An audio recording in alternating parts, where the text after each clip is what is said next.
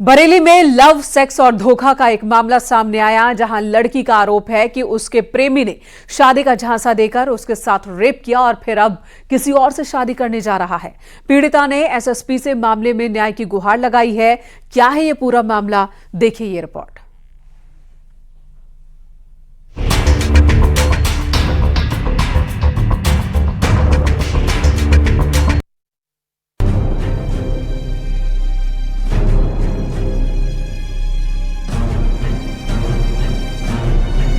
शादी का झांसा देकर रेप और फिर दूसरी लड़की से शादी। लव, सेक्स और धोखा जैसी ये कहानी है बरेली की, जहां एक लड़की ने अपने प्रेमी पर ये गंभीर आरोप लगाए हैं। उसने मेरे साथ धोखा किया, मेरे साथ सब कुछ किया, 5 साल से रह रहा है और अब शादी करने के लिए मना कर रहा है। 8 दिन तक मुझे अपनी वाइफ की तरह रखा। आरोपों के मुताबिक पीड़ित लड़की का उसके प्रेमी से पिछले 5 साल से प्रेम प्रसंग चल रहा था। दोनों एक ही कोचिंग में पढ़ते थे। पहले तो दोस्ती थी, लेकिन धीरे धीरे दोस्ती प्यार में बदल गई। फिर प्यार परवान चढ़ा और दोनों एक दूसरे के होने के दावे कर शारीरिक संबंध बनाने लगे। लेकिन मामले में नया मोड़ तब आया जब 5 साल बाद लड़के के परिजनों ने उसकी शादी कहीं और तय कर दी, जिसके बाद आरोपी लड़के ने भी उससे शादी से इनकार कर दिया। वो मना कर रहा है। उसकी मम्मी को भी सब पता है, पापा को भी। उसकी मम्मी ने मुझे पैसे भी दिए थे, नेक दिया, बोले अब तुम हमारी बहू बन गई, हम शादी कर लेंगे, और मुझे घर भेज दिया। अब मैंने जब शादी के लिए बोला, उन्होंने उसका रिश्ता कहीं और कर दिया। 20 तारीख को उसकी शादी तय कर दी। 20 जनवरी को आरोपी लड़के की शादी कहीं और होने जा रही है, जिसको लेकर पीड़िता ने एसएसपी से न्याय की गुहार लगाई। एसएसपी ने आरोपी प्रेमी के खिलाफ एफआईआर दर्ज करने का थाना पुलिस को आदेश दे दिया है। पैसे ले लो और हमारे लड़के का पीछा छोड़ दो। इतने हम पुलिस को देंगे, इतने तुम्हें दे देंगे, तुम ले लो। 40 लाख दे रही है मुझे, और मुझे जान से मारने की धमकी दे रही है। पीड़िता और उसके परिजनों के मुताबिक आरोपी उसके परिवार को जान से मारने की धमकी दे रहा है। पीड़िता और उसके परिवार ने सुरक्षा की गुहार भी पुलिस से लगाई है। मामला 2 समुदाय से जुड़े होने के कारण स्थिति तनावपूर्ण बनी हुई है। फिलहाल पुलिस मामले की जांच कर रही है। प्रेमिका ने पुलिस से शिकायत कर दी है और पुलिस ने भी मामला दर्ज करते हुए कानूनी कार्रवाई शुरू कर दी है। पूरा मामला थाना बहेड़ी क्षेत्र का है। कैमरामैन अमन के साथ प्रशांत कुमार, न्यूज़ 18 बरेली। उधर नवी मुंबई में एक प्राइवेट बैंक की महिला मैनेजर की हत्या का आरोप उसके प्रेमी सोहेब पर लगा। पुलिस ने आरोपी को गिरफ्तार कर लिया है, लेकिन जिस तरह सोहेब ने अपनी गर्लफ्रेंड को मौत के घाट उतारा, वो बेहद हैरान करने वाला है। पुलिस के मुताबिक सोहेब को शक था कि उसकी प्रेमिका का किसी और के साथ संबंध है। बस इसी शक पर उसने इस वारदात को अंजाम दिया, वो भी उसके बर्थडे पर। देखिए ये रिपोर्ट।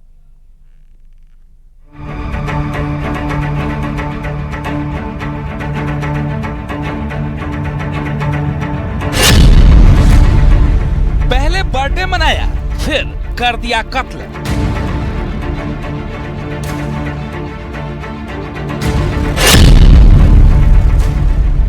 गैराज वाले सोहेब ने बैंक मैनेजर को मार डाला।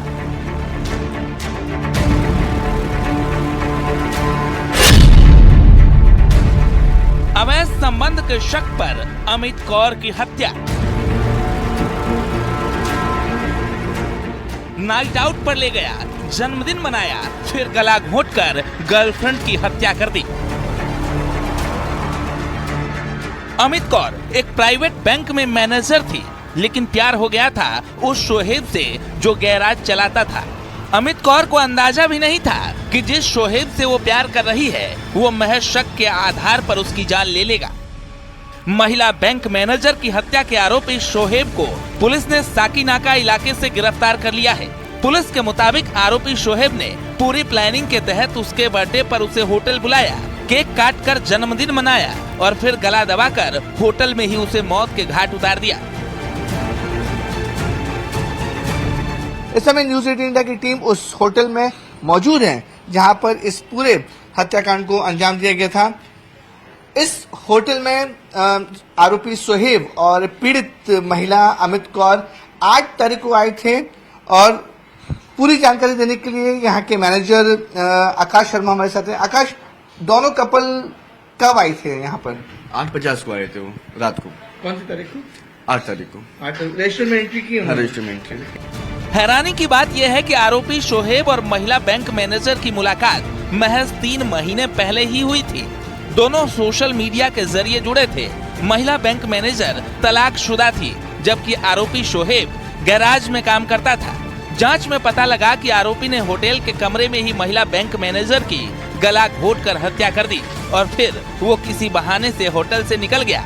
बाद में महिला का शव कमरे में मिला तो पुलिस ने इस मामले की जांच की और फिर आरोपी शोहेब को मुंबई के साकीनाका इलाके से गिरफ्तार कर लिया। पुलिस स्टेशन की टीम को 9 तारीख को रात में एक इन्फॉर्मेशन मिली थी कि एक सस्पेक्ट है और वो कोई बहुत ही सीरियस क्राइम कमिट करके अपने एरिया में घूम रहा। तो इस इन्फॉर्मेशन के बेसिस पे इस सस्पेक्ट को ट्रेस किया गया, उसको पुलिस स्टेशन में लाके इंट्रोगेट किया गया। उस इंट्रोगेशन में रिवील हुआ कि इसने कोपर खैरने के एक होटल में उसकी ही पहचान की एक लेडी का मर्डर किया है और मर्डर करके इस अपने एरिया में साकीनाका में वापस आ चुका था और यहाँ से वो कहीं फरार होने की तैयारी में था। तो ये सब जानकारी रिवील होने के बाद हमने न्यू मुंबई पुलिस को कांटेक्ट किया और आके उसको उनको हैंडओवर किया जा चुका है। नवी मुंबई के तुर्भे इलाके के जिस होटल में महिला की हत्या की गई, उसके मैनेजर के मुताबिक आरोपी सोहेब ने रजिस्ट्री में एंट्री की, लेकिन एक जगह उसने अपना नाम गलत लिखने की कोशिश भी की थी, लेकिन मैनेजर ने टोका तो उसने सही नाम और सही पता लिखा। अमित कौर और सोहेब शेख ये नाम चेंजेस क्यों लग रहा है ऐसा? वो पहला बाप का नाम लिख गया था, उसके बाद वो शोएब शेख किया। अच्छा, और ये एड्रेस कहाँ का है? उसी का है, उस लड़के का है। हाँ। देखिए उसने एड्रेस नंबर सही दिया है, साकिनाका का एड्रेस हाँ। है, फोन नंबर भी है और बाकायदा दोनों ने अपने आधार कार्ड और जो आइडेंटिफिकेशन कार्ड होते हैं वो सब दिए थे। हाँ। तो ये एंट्री है यस। जिसमें 8 तारीख को शाम को 8:50 पे अमित कौर और सोहेब शेख ये दोनों आए थे। कौन सा रूम आपने दिया था आकाश? 204। होटल के रजिस्टर में एंट्री के बाद मैनेजर ने दोनों को रूम नंबर 204 की चाबी दी। दोनों केक लेकर आए थे और कमरे में बर्थडे सेलिब्रेट करने चले गए, लेकिन 2 घंटे बाद ही आरोपी होटल से भाग गया।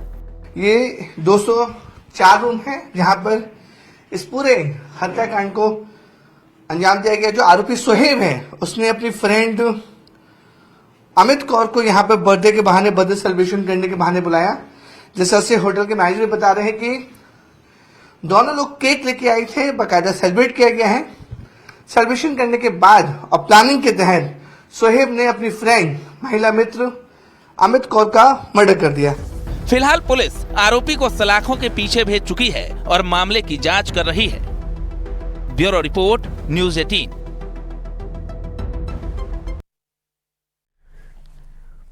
इधर अमरोहा के मंडी धनौरा थाना क्षेत्र में 2 दिन पूर्व हुई प्रॉपर्टी डीलर की हत्या का पुलिस ने खुलासा किया। दोनों सगे भाइयों ने दिन दहाड़े गोली मारकर हत्या की थी। पुलिस ने दोनों भाई को गिरफ्तार कर लिया है। 10 जनवरी की सुबह सलून की दुकान पर बाल कटवाते वक्त प्रॉपर्टी डीलर की बाइक सवार 2 सगे भाइयों की गोली मारकर हत्या कर दी थी प्रॉपर्टी डीलर की। एसपी ने हत्यारोपियों को पकड़ने के लिए 4 टीम बनाई थी, जिसके बाद सीसीटीवी कैमरे की मदद ली गई। सर्विलांस टीम की मदद से पुलिस ने इन दोनों को ही पकड़ा है। रविंद्र हत्याकांड का खुलासा किया। 2 आरोपी मनदीप और विजेंद्र को हथियार के साथ गिरफ्तार किया गया। दिनांक 10 जनवरी को 2 मोटरसाइकिल सवार अपराधियों द्वारा थाना धनौरा क्षेत्र में एक व्यक्ति की गोली मारकर हत्या कर दी गई थी। आज इस घटना का अनावरण किया गया है। घटना में सम्मिलित 2 अभियुक्तों की गिरफ्तारी की गई है और घटना में प्रयुक्त असलाह और मोटरसाइकिल बरामद कर ली गई है। घटना के पीछे की वजह स्थानीय स्तर पे अपना प्रभाव जमाना है। अपना प्रभाव जमाने के लिए इन दोनों ग्रुप्स में अक्सर विवाद होता रहता था और उसी विवाद को लेकर इन दोनों व्यक्तियों ने हत्या की घटना कारित की। प्रतापगढ़ में नाबालिग के साथ छेड़खानी और रेप के आरोपी को 25 साल की जेल हुई है। अपर जिला जज ने नाबालिग पीड़िता के साथ छेड़खानी व दुष्कर्म के आरोप में दोषी पाते हुए अनिल चौरसिया को 25 साल की जेल और 30,000 रुपये का जुर्माना लगाया। मामला साल 2020 का है।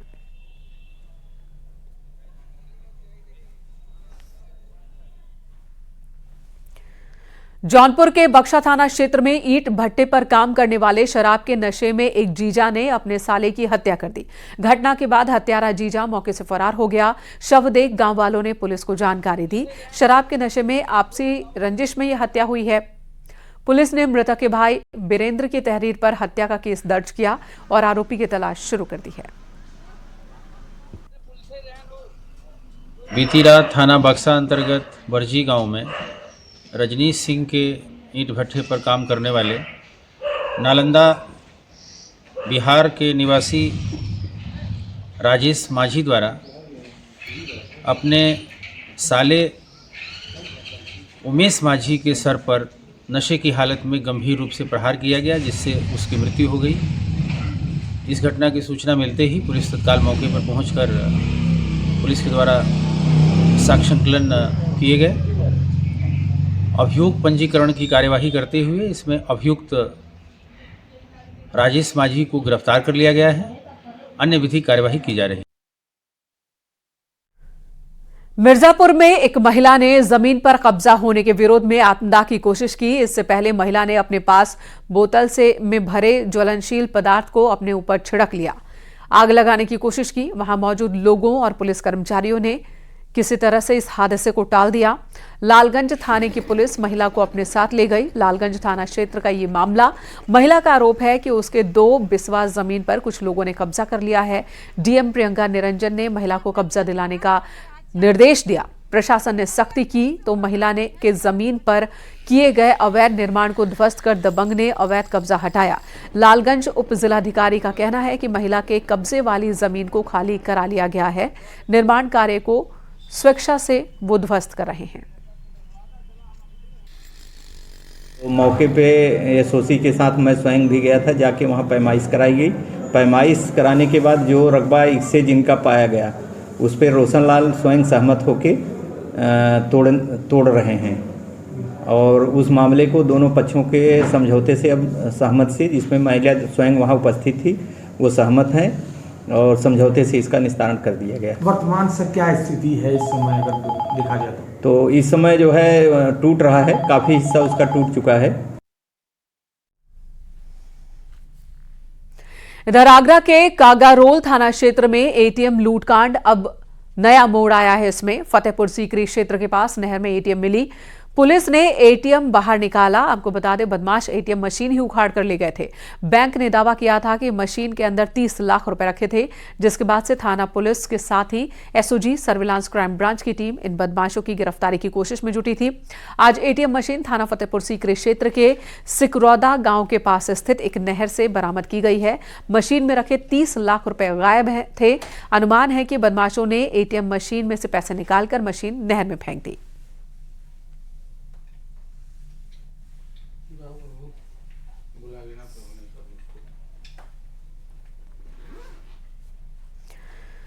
मऊ के घोसी तहसील परिसर में उपद्रव और तहसीलदार आवास का घेराव कर तोड़फोड़ करने के मामले में 5 लोगों को भेजा गया है। वहीं उप जिलाधिकारी घोसी ने बताया कि आंदोलन का नेतृत्व कर रहे किशन लाल द्वारा खुद ही फर्जी तरीके से अनुसूचित जनजाति का प्रमाण पत्र बनवाने के लिए आवेदन किया गया। साथ ही तहसील परिसर में उपद्रव और तहसीलदार आवास का घेराव किया गया, जिसमें उनकी महत्वपूर्ण भूमिका है। इस पूरे प्रकरण में उनकी भूमिका संदिग्ध मानते हुए जांच की जा रही है।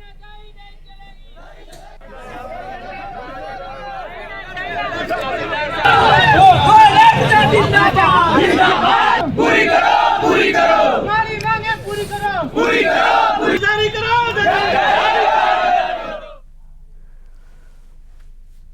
माघ मेले को लेकर सभी विभाग अपनी तैयारियों को पूरा करने में जुटे हैं और इसी कड़ी में नॉर्थ सेंट्रल रेलवे ने प्रयागराज मंडल ने भी अपनी तैयारी पूरी करने का दावा किया है। नॉर्थ सेंट्रल रेलवे के प्रयागराज मंडल माघ मेले को 2025 के महाकुंभ के रिहर्सल के तौर पर देख रहा है। पहली बार क्राउड मैनेजमेंट के लिए आर्टिफिशियल इंटेलिजेंस के साथ ही कलर कोडिंग का इस्तेमाल किया जाएगा। इसी के साथ माघ मेला स्पेशल ट्रेनें भी चलाई जाएंगी। प्रयागराज मंडल के डीआरएम हिमांशु बडोनी के मुताबिक 2024 में आयोजित होने वाला माघ मेला महाकुंभ 2025 का ट्रेलर है, इसलिए कई नए प्रयोग किए जाएंगे। इस बार रेल यात्रियों की सुविधा के लिए कलर कोडिंग की व्यवस्था की गई है। यात्रियों को किसी भी प्रकार की असुविधा न होने दें, इसके लिए बहुत ज़रूरी है कि हम लोग भीड़ को एंटिसिपेट करें कि भीड़ कब आने वाली है, ना कि हम वहाँ वेट करें कि भीड़ हो गई और गाड़ी लगाएं। तो इसके लिए हम लोगों को बहुत ज़्यादा कोऑर्डिनेशन की ज़रूरत थी। तो उसके लिए कुंभ मेला अधिकारी के सहयोग से और स्टेट गवर्नमेंट कमिश्नर साहब, डीएम साहब, सभी लोगों के सहयोग से हम लोगों ने इस बार ये व्यवस्था की है कि हम लोग भीड़ को एंटिसिपेट करेंगे और एंटिसिपेट करके गाड़ी को पहले ही रेक को प्लेस कर दिया जाएगा।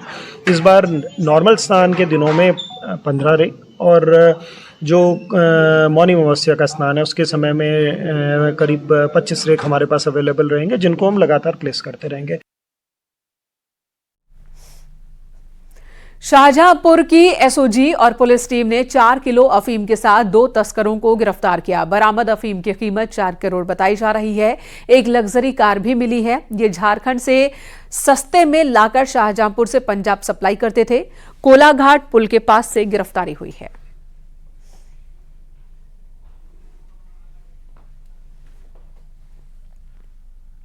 यहां रुकेंगे।